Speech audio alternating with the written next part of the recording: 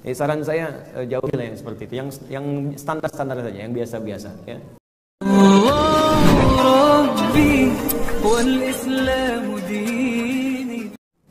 Ustadz, betulkah apabila ada seorang maunya sholat hanya diimami oleh aliran tertentu dan di masjid aliran tertentu karena menganggap masjid yang lain dianggap imamnya tidak tidak sealiran dan katanya tidak berbaiat punya keimaman? Masya Allah, siapa imamnya ini?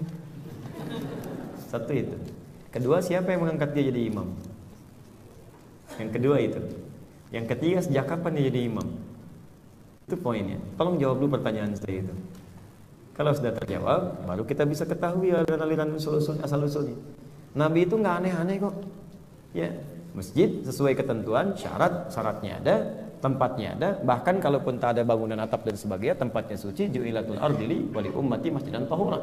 Kalau Anda nggak menemukan tempat-tempat yang berlindung, tempat-tempat yang tersekat, maka bumi itu sepanjang terbebas dari najis-najis jadi suci, bisa digunakan untuk sholat. Jelas ya? Tuh, jadi masjid itu terbuka gitu.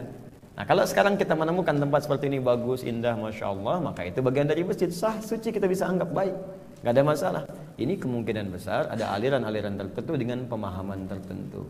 Ya, yang boleh jadi pemahamannya tidak berdasarkan pemahaman yang dipahami oleh mayoritas umat Islam pada umumnya.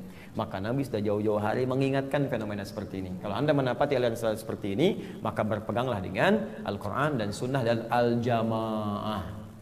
Al-Jamaah, lihat mayoritasnya. Apalagi kalau sudah beda-beda tertentu. Ya, kalau nggak baiat sama saya, maka syahadatnya belum sah. Pertanyaan saya, Anda baiat sama siapa? Hah? Dan siapa yang membaiat Anda? Sejak kapan Anda jadi khalifah? Sejak kapan Anda jadi imam? Ya kan? Bagaimana status yang lainnya? Anda baru lahir kemarin sore, usia baru 50 tahun, udah jadi imam. Pertanyaan saya, yang angkat Anda siapa? Lu sebelum Anda semuanya kafir semua. Itu kan sederhana aja. Datang aliran seperti ini pernah datang. Seperti ini hendaknya saya kira dihindari. Ini biasanya aliran-aliran tertentu yang terdampak oleh situasi-situasi lingkungan, baik politik atau ekonomi atau keadaan tertentu sehingga melahirkan aliran semacam ini. Sudah banyak ini. Dari sejak munculnya fitnah kubra atau bahkan wafatnya Nabi SAW, sudah banyak aliran-aliran yang kata Nabi dari sejak Nabi hidup harus diwaspadai. Nah, contoh di Jawa ini, di Jawa saja sebelum ada Nusantara, sebelum ada Indonesia, itu pendiri Nahdlatul Ulama Syekh Muhammad Hashim bin Asy'ari dalam kitabnya Risalah Ahlussunnah wal Jamaah. Saya hadirkan yang ulama lokal rasa internasional ya. Itu untuk pengingat gitu ya, pengingat. Kalau yang lain kitab ulama-ulama luar banyak sekali. Kata beliau di kitabnya yang kedua, jadi ada 19 kitab yang beliau karang, kitab keduanya Risalah Ahlussunnah wal Jamaah, halaman 9 sampai 14, dia sudah ingatkan. Kata beliau di tahun ini, tahun 1333 Hijriah. Ya, di Jawa itu sudah banyak aliran-aliran yang terindikasi menyimpang. Apa di antara aliran-alirannya? Disebutkan halaman 10-nya ada minhum rafidhiyuna. Ada aliran Rafidah yang kebiasaannya senang mencela sahabat-sahabat Nabi. Ya, wahum yasubbuna sayyidina Abu Bakar as-Siddiq wa Umar radhiyallahu taala anhu wa yubalighuna hawa sayyidina Ali bin Abi Thalib. Mereka itu indikasinya kata beliau itu seringkali mencela sahabat Nabi khususnya Abu Bakar dan Umar radhiyallahu taala anhuma. Dan mengkultuskan Ali bin Abi Thalib. Jadi kultus tinggi di atas yang lain, bahkan ada yang menuhankan Ali dan sebagainya. Maka kata beliau ini aliran sesat. Bahkan disebutkan hati-hati oleh beliau hadis-hadis Nabi sallallahu alaihi wasallam, jika Anda menemukan yang seperti ini suka mencela sahabat Nabi. Beliau enggak sebutkan aliran mana, cuman indikasinya demikian. Jika ada yang mendapati seperti ini, maka disebutkan hadis Nabi, fala tunaqihum wala tusalli bihim wala tusalli alaihim. Jangan berhubungan dengan mereka kekerabatan, kekeluargaan, jangan besanan dengan mereka, jangan menyolatkan mereka, jangan disolatkan oleh mereka dan sebagainya. Ya? Nah, biasanya aliran-aliran semacam ini juga itu kalau sholat tempat-tempat yang selain mereka itu dianggapnya kurang sempurna. Kadang mengulang, kadang bawa orang tertentu gitu kan. Nah, karena tanah yang ini belum sempurna, harus ada tanah dari tempat tertentu.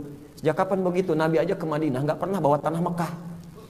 Anda bayangkan, Nabi ke Madinah nggak pernah bawa tanah Mekah. Nabi ke Badar, sholat di Badar nggak pernah bawa tanah Madinah. Di Anda ke Indonesia ngapain bawa tanah dari tempat-tempat tertentu? Kebayang nggak? Sederhana aja lah, nggak usah tinggi-tinggi. Gak usah sekolah sampai S3 kemudian menyimpulkan sesuatu, gak usah. Yang sederhana aja. Nabi setakwa-takwanya Nabi gak pernah pindah ke tempat lain bawa tanah Mekah. Itu hal semacam. Jadi hati-hati ya pada aliran semacam ini. Lama-lama nanti Anda diminta infak gitu. Ya ujung-ujung ke situ paling-paling. Minta infak, kumpulin-kumpulin, ada yang kerja, kan? Dia yang naik dan sebagainya. Saran saya jauhilah yang seperti itu. Yang standar-standar saja, yang biasa-biasa ya. Baik. Makanya kata beliau kalau menemukan yang seperti ini jauhi, itu aliran sesat. Anda datang tampilannya mungkin seperti yang lain, pakai kayak kiai, panggilannya kiai gitu kan, pakai jubah, ya pakai misalnya sorban pakai macam-macam, lihat dulu. Tiba-tiba waktu sholat, adzan bunyi, Allahu Akbar, dia nggak sholat. Anda tanya, Pak Kiai sudah adzan nggak sholat dulu? Wah, kalau ibu masih latihan. Kalau saya, rohnya sholat, jasadnya ada di sini. Oh, masya Allah. Kata Kiai Hasim, sesat. Kiai Hasim yang bilang tuh, sesat itu, hati-hati. Sesat, ya. Gak peduli mau jubahnya selebar Batman kayak gimana, pokoknya nggak bisa. Jelas ya? Hati-hati Bapak Ibu, sekarang banyak ya. Luar biasa. Kiai pakai sorban, dia pakai sorban. Kiai pakai jubah, dia pakai jubah. Ntar besok Kiai pakai helm, dia pakai helm juga tuh. Hati-hati sama yang begitu. Sekarang sudah banyak lagi disebut aliran ibahi namanya. Ibahi. Hati-hati. Saya dapat informasi kemarin, saya berjumpa salah satu tokoh ulama karismatik, masya Allah. Beliau menyampaikan, Ustaz, aduh sekarang ini masya Allah. Ada lagi yang seperti itu sekarang. Ada lagi. Ya. Nah, alarm tuh, hati-hati. ربي والإسلام دين